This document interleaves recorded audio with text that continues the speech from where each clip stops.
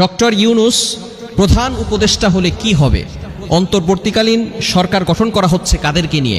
বিশেষ করে অনেকেই আমরা এখন বলছি ডক্টর ইউনূসকে বিশেষ করে প্রধানমন্ত্রী বানালে ভালো হবে। বিশেষ করে আমাদের এই বিষয়গুলো খেয়াল রাখতে হবে। যদি তিনি এখন প্রধান উপদেষ্টা হয়ে যান, অনেকে মনে করছেন তিনি আওয়ামী লীগ বিরোধী ছিলেন, তিনি আওয়ামী লীগ সাপোর্ট করতেন না, এবং বিশেষ করে আওয়ামী লীগের সাথে ভারতের সাথে একটা সংযুক্ত রয়েছে এবং যার কারণে তিনি ভারতের সাথে সম্পর্ক রাখবেন না।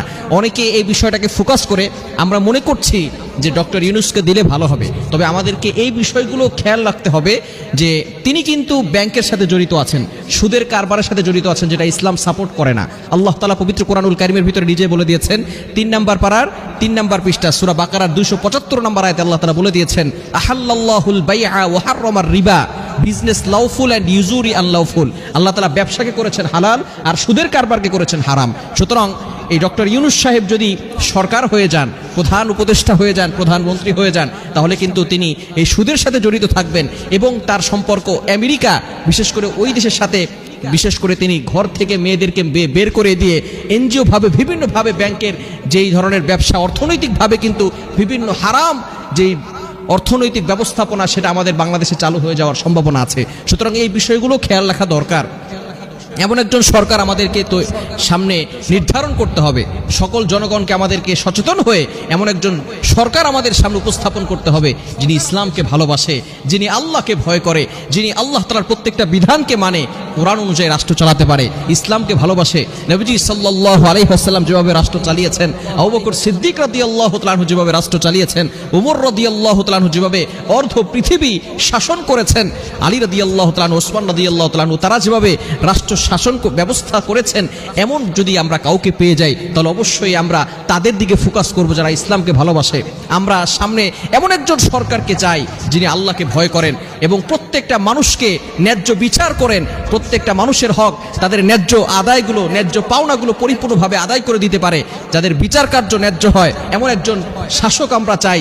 যেই শাসক আমাদের বাংলাদেশকে এমন একটা শিক্ষা ব্যবস্থা তৈরি করে দিবে যে শিক্ষা ব্যবস্থার কারণে আমরা সারা পৃথিবীকে চ্যালেঞ্জ করতে পারি, এমন একজন শাসক আমাদের দরকার, যাতে করে আমরা বাংলাদেশটাকে আবার ঘুরিয়ে নিতে পারি, যাতে করে এই বাংলাদেশটাকে সারা পৃথিবীর বুকে, পৃথিবীর মানচিত্রে বড় আকারে তুলে ধরতে পারে, এমন একজন শাসক আমাদের দরকার। যদি আমরা আল্লাহর প্রিয় এমন একজন শাসককে পেয়ে যাই তাহলে আমাদের বাংলাদেশকে সামনে অগ্রসর করা সম্ভব হবে। বিশেষ করে আমরা কোনো ব্যক্তির উপরে ফোকাস করব না। বিশেষ করে আমরা অনেকেই এই বিষয়গুলো খেয়াল করছি, অমুককে দিলে ভালো হবে, অমুককে দিলে ভালো হবে।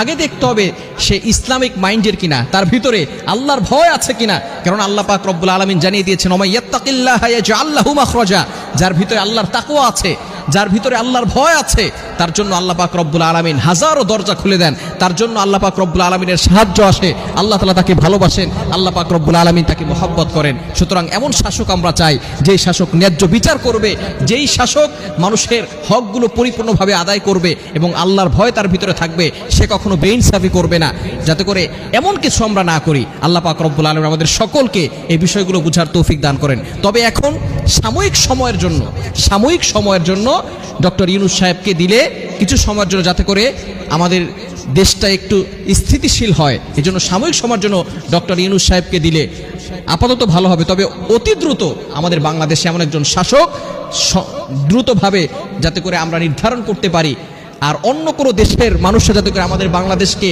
উপচে পড়ে খেয়ে ফেলতে না পারে, এই জন্য দ্রুত আমরা শাসকের ব্যবস্থা করব, দ্রুত আমরা সরকারের ব্যবস্থা করব এবং সাময়িক সময়ের জন্য আমরা স্থিতিশীল দেশটাকে স্থিতিশীলে আনার জন্য আমরা ডক্টর ইউনূস সাহেবকে দিতে পারি। তবে আমাদের অবশ্যই খেয়াল রাখতে হবে ইসলামিক একজন সরকার যাতে করে আমাদের ভিতরে আসে এবং আল্লাহর ভয় তার ভিতরে থাকে। আল্লাহ তাআলা আমাদের সকলকে বোঝার তৌফিক দান করেন।